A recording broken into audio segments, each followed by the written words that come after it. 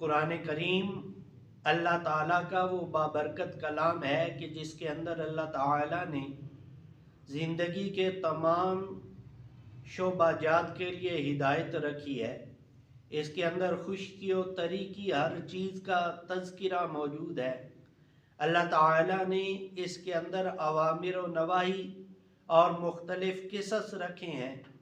اللہ تعالیٰ نے اپنے اس پاک کلام کے اندر مومنین کے لیے خاص طور پر راہ ہدایت کا تعین کیا ہے، اور یہ وہ کلام ہے کہ جو جس طرح نازل ہوئی تھی آج بھی اسی طرح ہے، اور قیامت کے قائم ہونے تک بھی اس کے اندر کوئی تبدیلی نہیں آ سکتی، اس لیے کہ قرآن مجید کی حفاظت کا ذمہ خود اللہ تعالیٰ نے لے رکھا ہے۔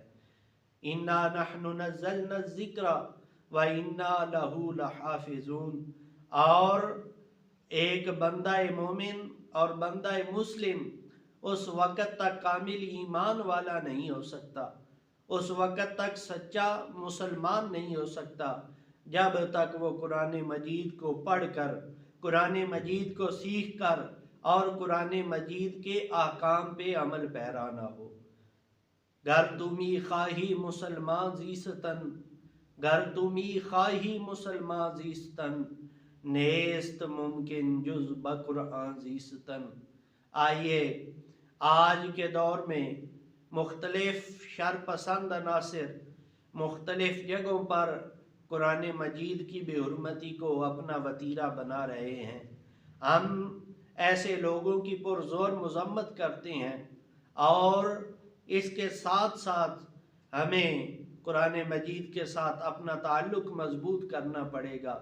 ہمیں اپنے بچوں میں قرآن مجید کی تعلیم کو عام کرنا پڑے گا۔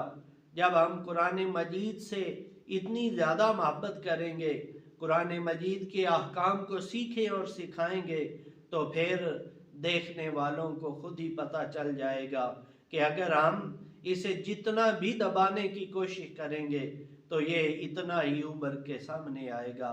اللہ تعالی ہمارا قرآن مجید کے ساتھ تعلق مضبوط فرمائے، تاکہ یہ کلام پاک روز قیامت ہم گناہگاروں کی شفاعت